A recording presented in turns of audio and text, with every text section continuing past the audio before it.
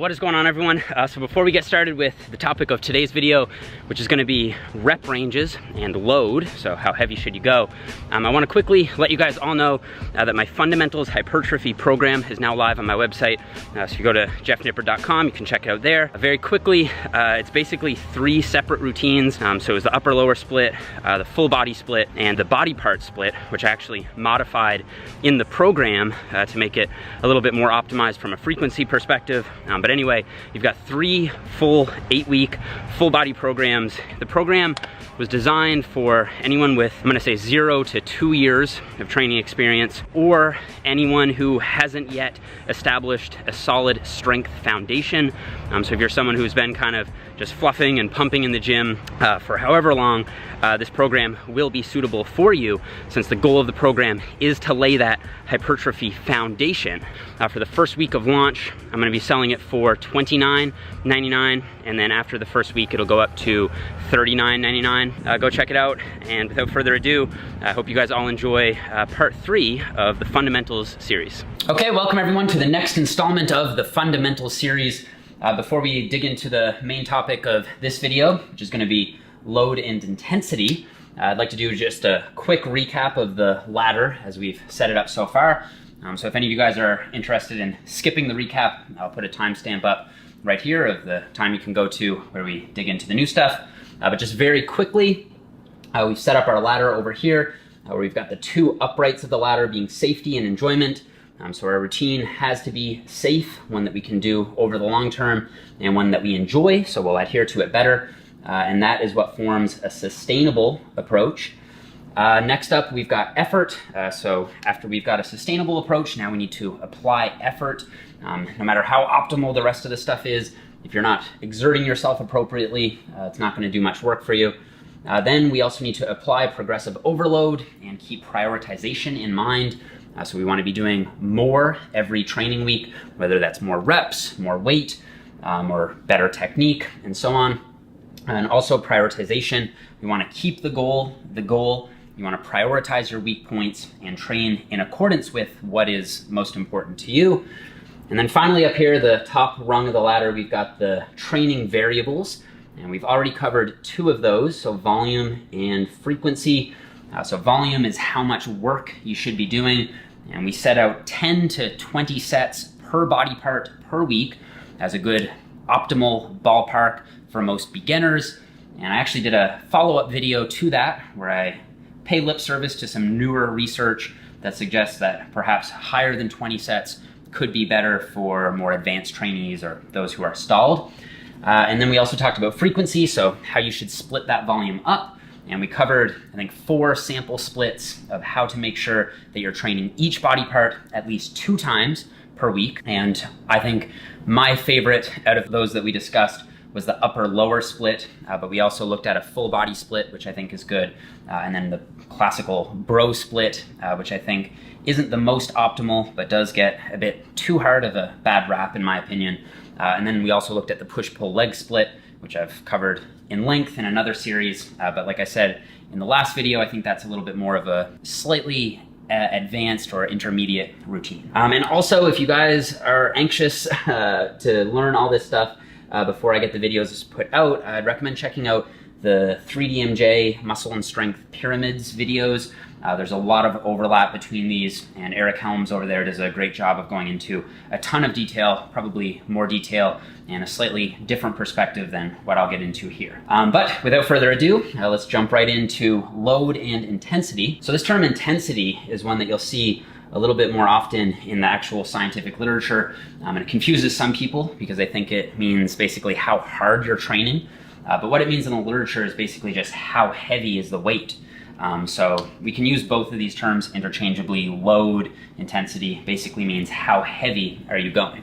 And there's this age-old question in training culture whether high reps are better or whether low reps are better for putting on muscle. And you have people who are just as vocal on either side of this debate. Some people will insist that you need to use plenty of high reps to really break down the muscle and fatigue the body, and that's what sort of causes the muscle to grow.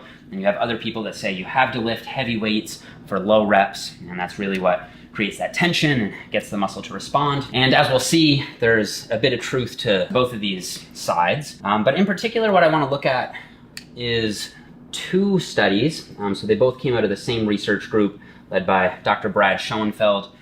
The first one was published in 2014. And this study compared two different groups. So they gave one group a program where they were doing 10 reps and another group where they were doing 3 reps. And just for a bit of context here, of course, if you're doing low reps, that means by default that you're doing heavy weight. So low reps equals heavy, and high reps equals light. So these are at the extreme, and then obviously here in the middle you have moderate reps, which you'd be using moderate weight. So you had one group doing very heavy, almost powerlifting style training, and you had another group doing more typical bodybuilding style training with 10 reps. And that was the first study. And then the other study compared, again, more like a 10 rep typical bodybuilding range with a very high rep range, so 25 to 35 reps. And that was a year later in 2015. And both of these studies found that across both groups, you saw very similar hypertrophy. In fact, to statistical significance, you saw basically the same hypertrophy with very heavy weights and low reps, moderate weight and moderate reps, and then very lightweight and very high reps. So all of these rep ranges are effective at causing hypertrophy. Now there are a couple of caveats that I'd like to highlight here. The first is that effort has to be equal between these groups. So you can't do these 10 reps sort of half-assed and really go all out on these. You probably get perhaps better hypertrophy in the one where you're exerting yourself harder. So in these studies, they have to control for effort, or the best that they can, and they basically do this by just taking all sets to muscular failure. Now that doesn't mean that all sets have to be taken to failure. We covered that in a previous video on effort, but I think that you should reserve failure for the last set of the last exercise for a given body part. However, I think that you need to be within some reasonable threshold of failure, and usually that's leaving no more than, let's say, 2 to 3 reps in the tank. So I would guess that if you were leaving 2 to 3 reps in the tank, then you should see similar hypertrophy across a broad spectrum of rep ranges. The other important caveat is that these groups have to be volume matched. So we know from the last video that volume is probably the main driver of hypertrophy. And so what we can say is that as long as effort and volume are matched, then you can see the same hypertrophy across a wide spectrum of rep ranges. So I would say that the very heavyweight low rep camp and the high rep lightweight camp both have validity to their arguments. They're both right in that they can both cause very significant hypertrophy. Now, one thing that I also want to mention is that there is a difference between strength and hypertrophy in these studies. So in this series, we're focusing mostly on muscular development.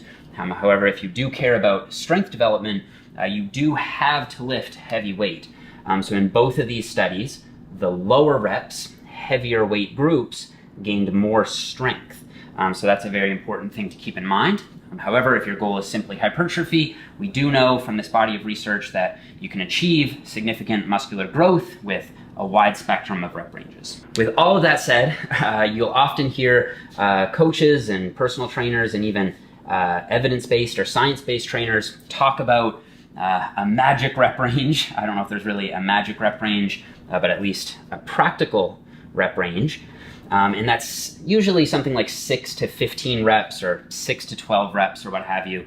And that's kind of been classified as the sort of hypertrophy rep range. And I think that this actually holds in practice. I think that something like 3/4 of your training volume should come in this 6 to 15 rep range. And you should reserve sets that have reps higher than 15 reps, so 15 plus rep sets, and less than 6 rep sets for only about 1/4 of your total volume. And you can split it up between these 2 different rep zones. And there are a few main reasons for this. So down here, I've got a continuum where you've got 6 to 15 reps here in the middle, and then over here, you'd have more than 15. So this would be 15 plus, and then over here you'd have less than 6. So less than 6 over here. And as you start to get more up towards this high-end rep zone, you run into the issue of accumulating fatigue. If you've ever done really high rep sets, especially on, say, the squats, it's extremely taxing. You get a ton of lactate buildup. You tend to be really sore for a long time after the training session is done. And so in this sense, it can really impede your recovery. So fatigue becomes an issue as you start to get higher in the rep zone, which is why you want to use it more sparingly. And then on the other hand, when you get into the lower rep zone, so less than, say, 6 reps, I think you do increase your injury risk. As a powerlifter myself, I've sustained my own share of injuries, and I know it's very common in the powerlifting community to see that happen. And I think that is a function of the very heavy strength-focused training. If it gives you similar hypertrophy, so if you can get similar hypertrophy with 3 reps and 10 reps, but you have a lower injury risk over here with the 10 reps, then the 10 reps is the more rational choice. And interestingly, in this study, they did find that the dropout rate amongst their subjects was way higher in the 3 rep group. So you had people either getting injured or they just couldn't handle the training because it was just too heavy weight and their joints couldn't take it.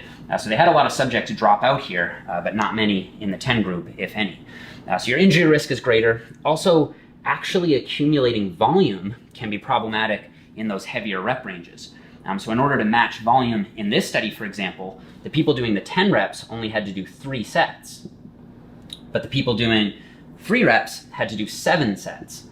Now, if you take that even to a greater extreme, imagine you were doing only 1 rep max training, you would have to do so many sets so even just to match, say, a 10 rep set, you might have to do 10 sets in order to get there. So your workouts are going to get very long and they're going to be very high in terms of a set volume. And so actually getting enough volume in can be problematic. But for all that, there are a couple potentially good things about using the higher and lower rep zones. So for the higher one, it does train muscular endurance a little bit better. And by that, I basically mean that you're going to be more fatigue resistant. So basically, when you train in this rep zone, you might be able to handle more volume and not get quite as tired quite as easily because you've built up that sort of work capacity from the high rep stuff. Also, it's a little bit controversial, but we think that metabolic stress, the buildup of metabolic byproducts, can signal for hypertrophy. So including some high rep stuff might be a good idea from time to time. Like I said, use it sparingly. And then the heavier stuff can be helpful from a periodization perspective. So periodization is something we're going to get to in a later video. But basically, I think that if you occasionally do very heavy training, that can allow you to be stronger and push more weight in that sort of hypertrophy zone. And so in theory, that would mean more tension on the muscle and more hypertrophy overall. So if you do want to dip down in these lower strength zones once in a while, or even periodically in the regular routine of your program, I think that that's okay. It's just that when it gets excessive, you can run into these problems over here. With all of that said, I think that the bottom line here is that using a spectrum of rep ranges is actually a good idea. But the majority of your volume should come in this 6 to 15 rep zone. And I would call this the practical rep zone for hypertrophy. So guys, that's gonna conclude this one on load and intensity. I think I'm actually gonna wrap this video up here and cover the remaining topics in separate videos, just to keep these a little bit more digestible. So if you found this to be informative, please leave me a like. If you do happen to be new, don't forget to check out the other 2 videos that preceded this one in the fundamentals series. And don't forget to subscribe if you haven't already. And I'll see you guys all here in the next video we're gonna talk about exercise selection. So are certain exercises better than others and how do you go about picking them? So I'll see you guys all then.